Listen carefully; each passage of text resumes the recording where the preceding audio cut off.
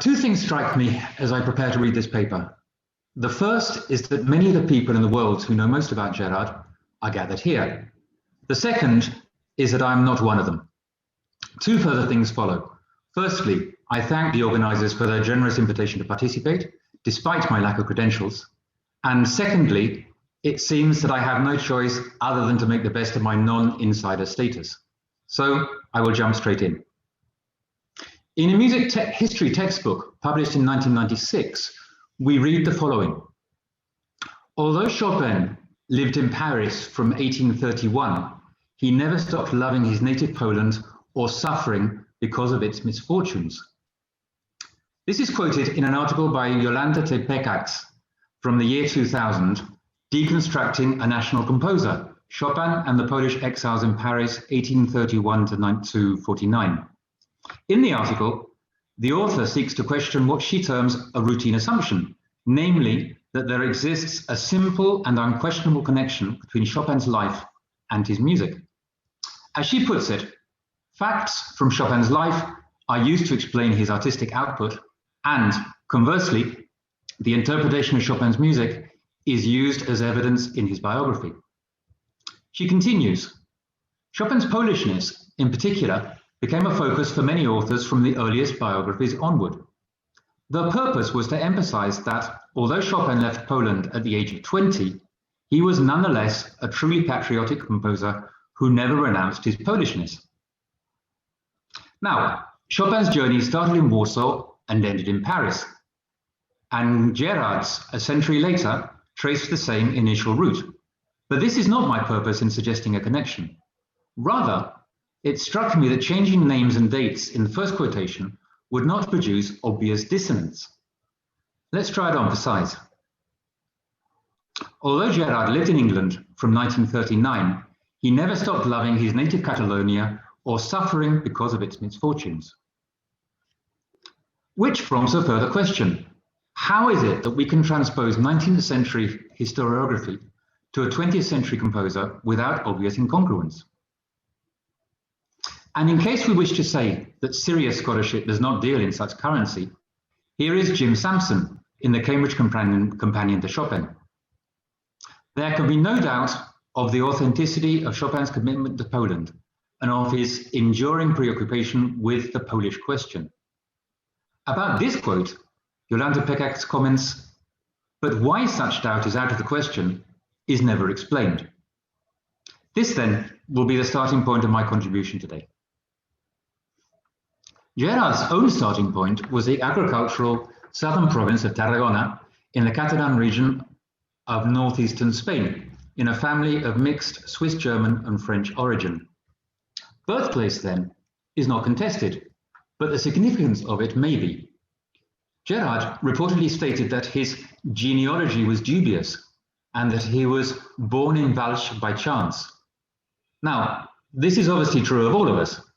Not the part about being born in Walsh. I myself was born in Birmingham, but a less relevant fact about me would be hard to find. The issue is what we do with the facts, how we conceptualize and concretize their impact on the artistic and intellectual production. Kant's idea, broadly expressed, was that circumstances arising by chance should be overcome in order to exercise as an autonomous ethical subject. This edict has been revised and debated in contexts that range from the work of Johann Gottlieb Herder to strands of French feminism, mainly associated with the work of Irigaray and Kristeva. But in the case of Gerard, and other notable figures particularly, but not exclusively in the arts, such revision, principled or otherwise, of Kantian ideas has given way to less than edifying turf wars. Thus, the Spanish language Wikipedia article states that Gerard was Spanish, uno de los más grandes compositores españoles del siglo XX. The Catalan version maintains he was Catalan, una de las personalidades més destacades del patrimoni musical català de tots els temps. The English version, whether judiciously or in a display of fence-sitting, declares him a Spanish Catalan composer. And all this despite being technically Swiss from birth until taking British nationality in 1960, and despite spending 43 of his 73 years in Germanic or Anglo-Saxon cultural environments. But why, as serious scholars, are we consulting Wikipedia, a resource that we all know can be requisitioned by any crackpot with an agenda? I'm tempted to answer that history itself is made by crackpots with an agenda, or, to be more precise, that history throws out the conditions whereby a crackpot with an agenda is suddenly given credence by a significant proportion of the population. This, of course, is a very jaundiced view of history. Be that as it may, what perhaps seem petty wrinkles in Wikipedia can emerge as serious fault lines in the literature. We read, in no less an authority than New Grove, that it is ironic that Gerard, being Catalan, brings Spanish nationalism to his music. And from here, it is a short step to suggestions that this is how we should hear the music, so that in the violin concerto, it is strongly urged that we hear putative references to Catalan folk music as moving and wistfully melancholic, whereas such references to more broadly Spanish music should be heard as parody, mocking, and ironizing.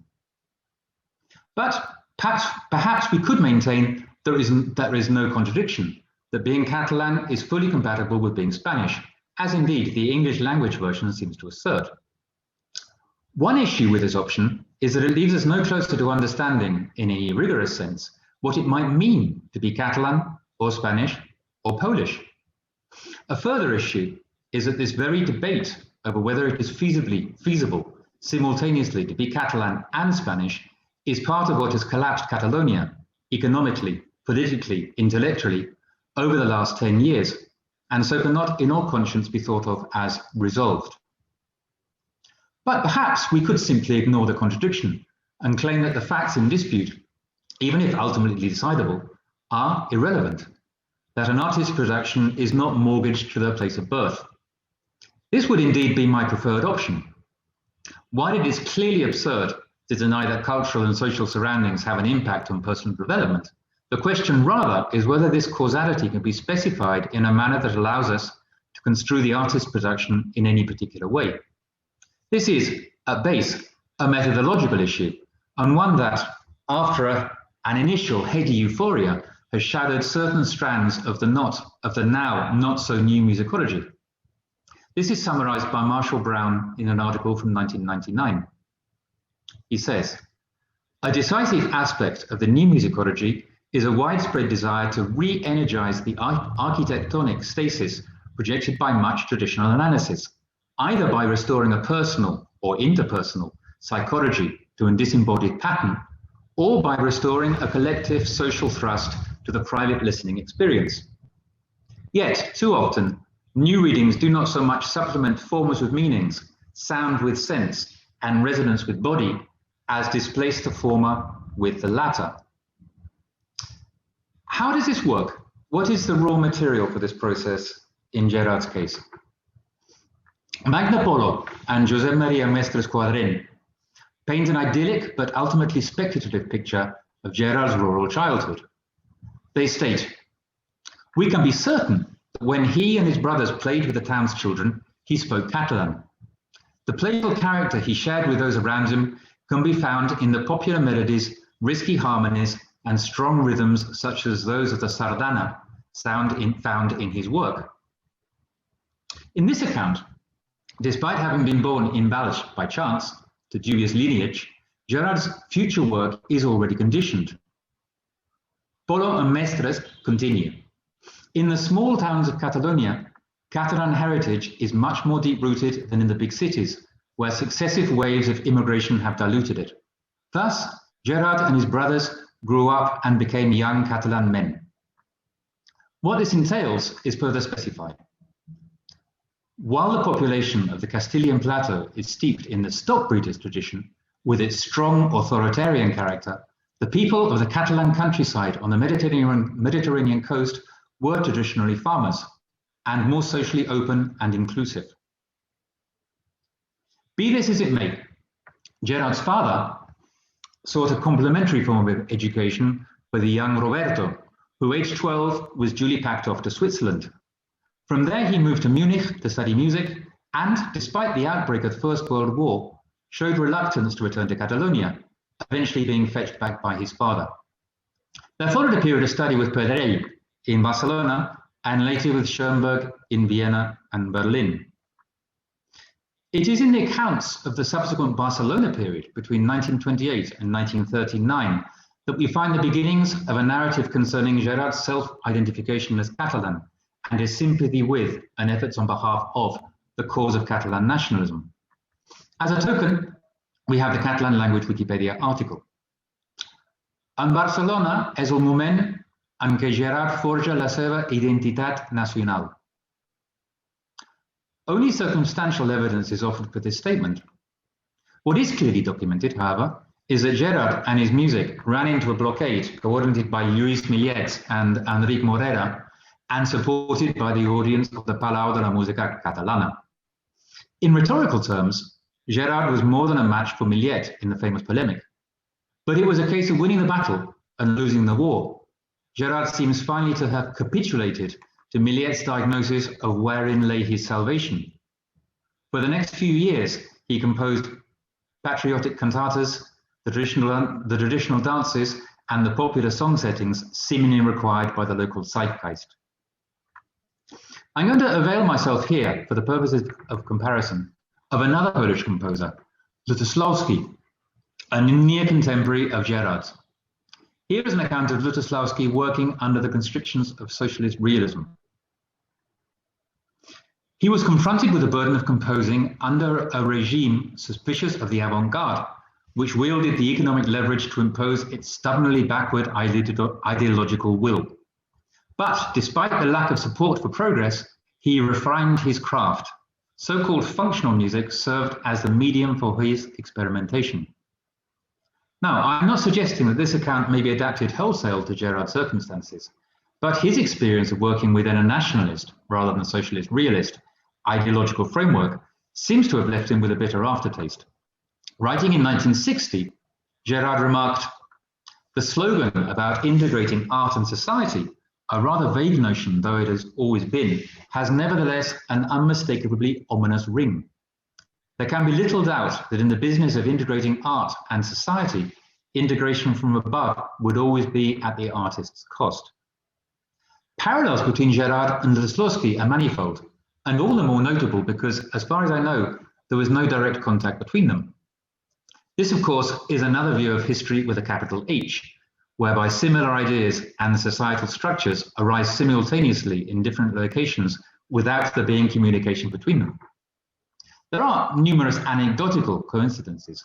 Both were one of three brothers, both wrote 4 symphonies mainly later in life, both used pseudonyms drawn from patriotic romances. But more substantially, both made a transition from broadly tonal folk music-based compositions to the production of abstract post-tonal works when external conditions became more conducive. However, each composer rationalized the situation differently. Gerard, judging by his published writings, saw the value of functional music not in terms of nation building, but as a way of fomenting an audience interested in and capable of understanding more advanced compositional thought. In other words, capable of supplanting the Palau de la Música audience who booed his work. Gerard's comments to Schoenberg at this time suggest more frustration than optimism, more dislocation than sympathy with a common cause. In 1933, he wrote mentioning the pettiness of the circumstances and the mentality of our country, and corruption money for politicians here and in Madrid. And in 1934, the year of President Companys' declaration of Catalan independence, that the conditions this year were so difficult that I hardly found any time to work. He mentions when Companys was arrested and the Generalitat dissolved after just one day, that he was worried about his friends and family, but the fate of the Catalan nation as such is not explicitly a cause for concern. It would, in any case, be an unfortunate mistake to idealize the Second Republic, both in Catalonia and in the rest of Spain. There were undoubtedly high ideals in some quarters, but in practice, it can fairly be described as a shambles that ended in political and societal fragmentation. Yet, such mistakes occur. In a review of recordings of Gerard's music, we can read, Gerard's life encompassed both his early years based in his native Catalonia and, after his country's defeat in the Spanish Civil War, exile in England, an exile that turned out to be permanent and, in many respects, permanently difficult. Where to start with this statement? Perhaps with the obvious absurdity of the suggestion that in a civil war, one country can be victorious over another, or the crass error of implying that the war of 1936-39 was of Spain against Catalonia. But what are the permanent difficulties referred to? Gerard's years in England were effectively a rising curve in terms of international acclaim, culminating in a symphonic commission from the New York Philharmonic. And I suspect that many of today's young composers would have no objection to working for the BBC or for the RSC at Stratford. But in any case, we have introduced the E word, exile. Back to Wikipedia, where we are told, en acabar la guerra civil, Gerard va emprendre el dur camí de l'exili. Now, if we bear in mind the experiences of the 50,000 or so people who crossed the Pyrenees on foot in winter with such of their belongings as they could carry, this hyperbole may seem unwarranted or even distasteful. I wrote part of this paper near the site of one of the open-air camps where the French kept the male refugees. The women and children were sent to holding centres throughout France during the harsh winter of 1939. While this was happening, Gerard and Poldi were hanging out with Joseph Louis Serre and Joan Miró in fashionable Paris, and Roberto used the time to put the finishing touches to the rebaptized Soirée de Barcelone. In fact, as Joachim Oms remarks, Gerard composed more works between 1940 and 1947 than during the previous 2 decades.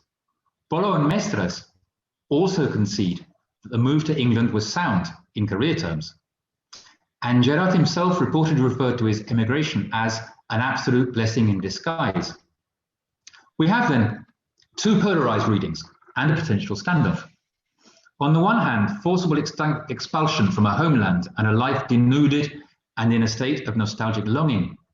On the other, transposition to an artistic and intellectual environment far more conducive to held creative ideals, from which our subject never looked back. In literature, as representative of one extreme, we have Shakespeare, giving voice to Mowbray upon his banishment by King Richard II. Now my tongue's used to me no more than an unstringed viol or a harp. What is thy sentence then but speechless death, which robs my tongue from breathing native breath? By contrast, Julia Kristeva, in A New Type of Intellectual, The Dissident. She says, our present age is one of exile. How can one avoid sinking into the mire of common sense, if not by becoming a stranger to one's country, language, sex, and identity? Writing is impossible without some kind of exile. Mowbray specifically laments the loss of his native language, but this can be expanded without excessive strain to include that set of assumptions, references, unspoken conventions, unarticulated shared values, and so on, that make us social beings. Kristeva's project is concerned with the writer and with the necessary distancing from social entanglement that makes writing possible. So perhaps the issue is whether writers can be social beings.